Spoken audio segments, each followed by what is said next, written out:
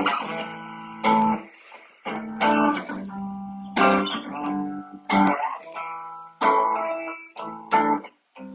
morning. February 16th out at Park Circle. We're now in pin position B. It's an exciting change. Thinking about numbers 11 and 12. Oh, stiff this morning. I've actually aced this position before. Let's try that disc. See if it knows the way to the basket again. Nope. Same line.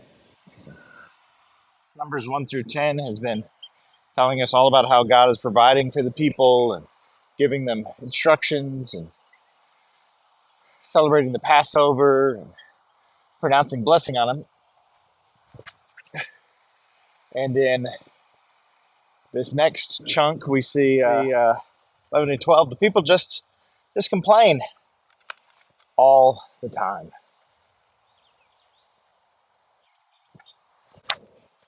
Nope, not high enough. They complain about their misfortune. Their misfortunes like being let out of slavery and being put into a covenant relationship with God. All those misfortunes. And God's anger burns out. Next thing they complain about is meat. So remember, they've just celebrated the Passover, so they've had lamb. And they're just remembering how good it was in Egypt when they had all this food and fish and stuff. But they were in slavery. Now they just have, bread from heaven. And they complain about it. And Moses is pretty exasperated by their complaints. That's not really where the basket is. So he goes to the Lord. Says, what do you want me to do with these people? How am I supposed to feed them all meat? The Lord hears their complaint, and he promises to give them meat. He says he'll give them not meat for a day or a week. Grip-lot. But he'll give them meat for a whole month. And Moses kind of freaks out about it. He's like, where are we going to find the herds for that? God says, I got it. Moses is rightly worried about trying to feed 600,000 men and their families. Some scholars estimate it might have been up to 2 million people, meat.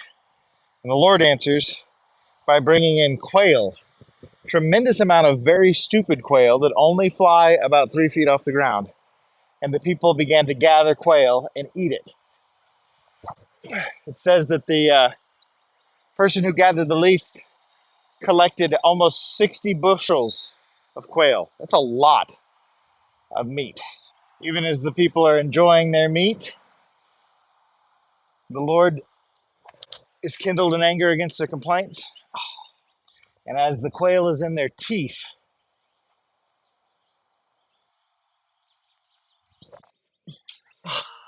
it's one of those days, he brings a plague on them. And then, as if this weren't enough, in chapter 12, Aaron and Miriam, Moses' older siblings, make a play for leadership, claiming the status of prophets, which is true, they had both prophesied, and complaining about their sister-in-law. And Moses humbly brings it before the Lord, and the Lord rebukes them. Aaron's a priest, so he's kept clean. Miriam, on the other hand, is given leprosy just for a week as a reminder that it's the Lord who is righteous and does what is good, not them.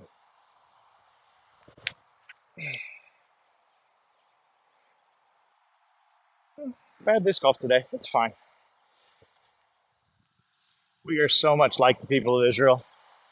Think about it. They've been brought out of slavery. They've had their every need provided for. Their enemies have been defeated. They are now in a covenant relationship with God, who has made a way for them to know him and to be made right with him. They've been promised a promised land. And all they can do on the walk there is complain against the Lord complain against his leadership, complain against his provision, and the Lord will not be taken lightly. We should remember this in our own walk. The Lord is being good to us, even if we can't see it, even if we struggle to see it. He's saved us through Christ, and he's taking us to a new creation, a better promised land. So don't be like the Israelites. Don't complain. Take your request to God, but know that he'll provide for you. Don't complain against his leadership. Seek to see leaders that are humble before him. Lots of good to learn in Numbers 11 and 12. See you next time.